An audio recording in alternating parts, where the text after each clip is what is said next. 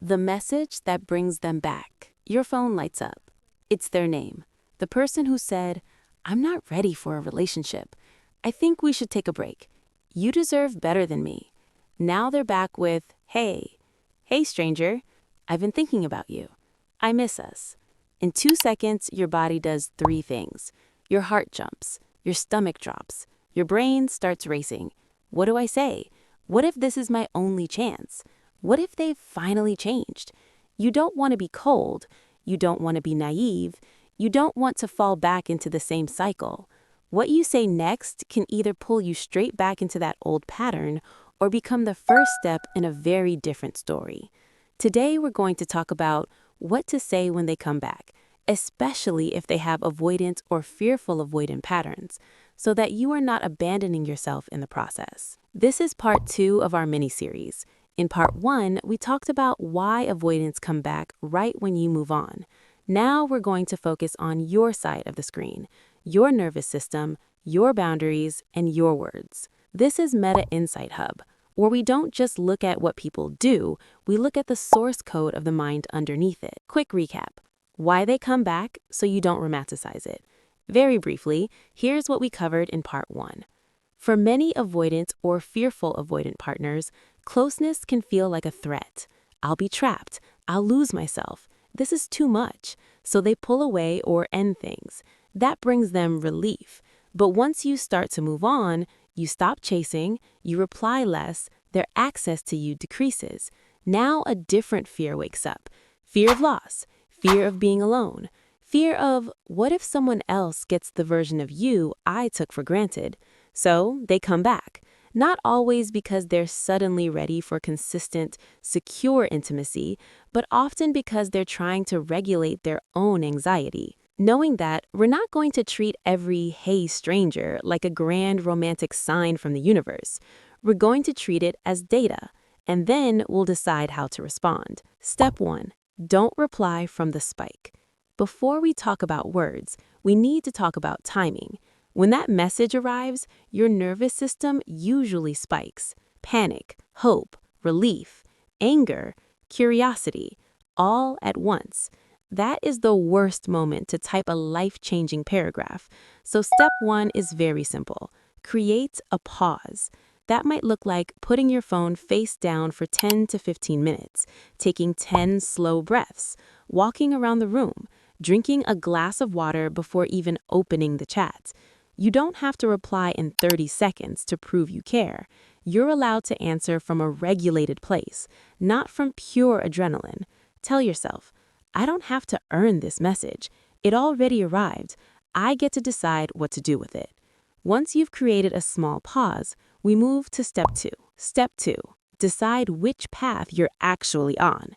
Before you choose words, you need to be honest. Right now, what do you truly want? Not from fantasy, but from the part of you that remembers the whole story. Most people fall into one of 3 paths. I might want to try again, but only if it's truly different. I don't want to jump back in, but I'm not ready to fully cut contact. I know I need to move on. I don't want to reopen this. Your reply should match your path, not just your fear of losing them. I'm going to give you example responses for each of these paths. These aren't scripts you must copy exactly. They're templates, so you can keep your dignity and your boundaries no matter which option you choose. Path 1. If you want to try again carefully, let's start with the hardest one. You still care about them. You're open to the idea of trying again, but you do not want to repeat the same cycle. Your goal with your response is acknowledge your feelings, name the past pain, invite a different kind of conversation without immediately promising anything. An example text might sound like, "Hey, it's good to hear from you. I've honestly thought about you too. Last time was really painful for me, so if we reconnect, I'd want it to be different this time. I'd be open to talking about what that would actually look like for both of us." Then, if they respond positively, you can gently ask clarifying questions like, what feels different for you now compared to when things ended? What are you actually looking for at this point in your life? How do you see us handling things differently if we tried again? Red flags in this path. They get defensive. Why are you making this so serious? They rush. Let's just see what happens. Don't overthink it. They use guilt. I came back. Isn't that enough for you?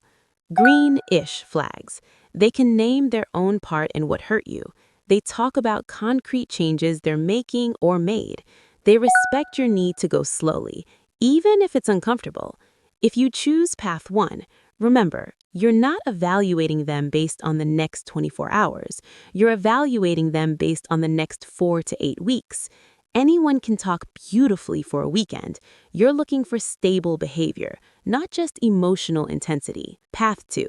If you're unsure and want slow, limited contact. Maybe you're not ready to fully try again, but you're also not ready to completely close the door. You might want occasional updates, a respectful, low-intensity connection, while you continue focusing on your own healing.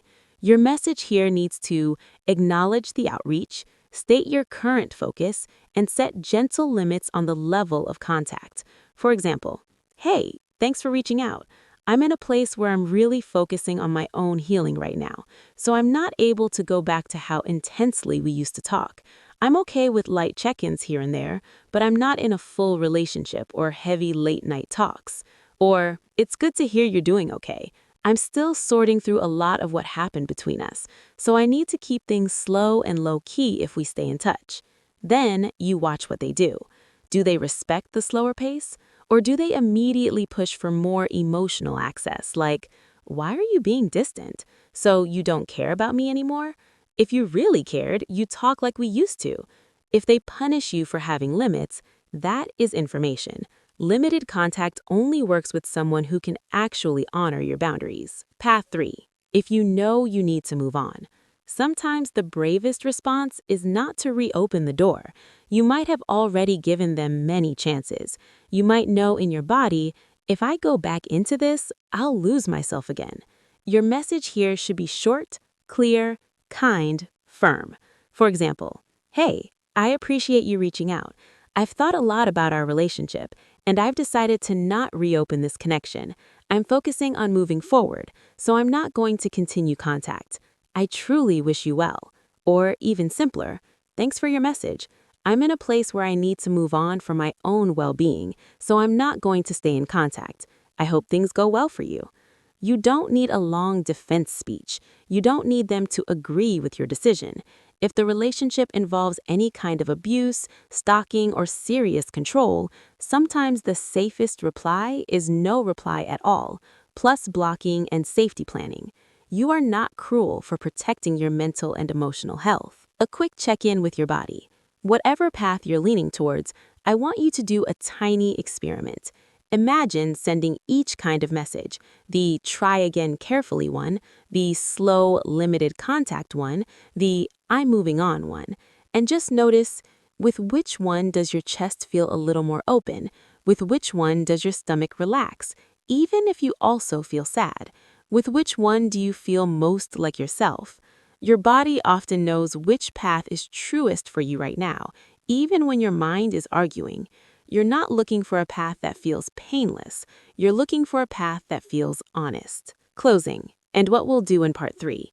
If someone has come back into your life after pulling away, you do not have to respond perfectly. You are not taking an exam. You are simply making the next honest choice you can with the information and capacity you have today. Remember, their returning doesn't automatically mean they're ready for secure love. Their confusion is about their nervous system and attachment history, not your worth. You are allowed to protect your heart and still be a compassionate person. In this video, we focused on how to pause before responding, how to identify your real path, and example words you can use in 3 different directions. In the next video in this series, we're going to go deeper on your side, why you still feel pulled towards them even after you set boundaries or say no, and how to slowly untangle that bond without shaming yourself. If this helped you see your situation even a little more clearly, leave a like so more people can find it, subscribe so you don't miss the next part of this series, and if you feel safe, share very simply in the comments, path 1, 2, or 3, and one feeling you have about it. You don't have to write your whole story. Even just naming your path can be a powerful first step. This is Meta Insight Hub. You don't have to decode these patterns alone. We can keep reading the source code of your mind and your relationships together.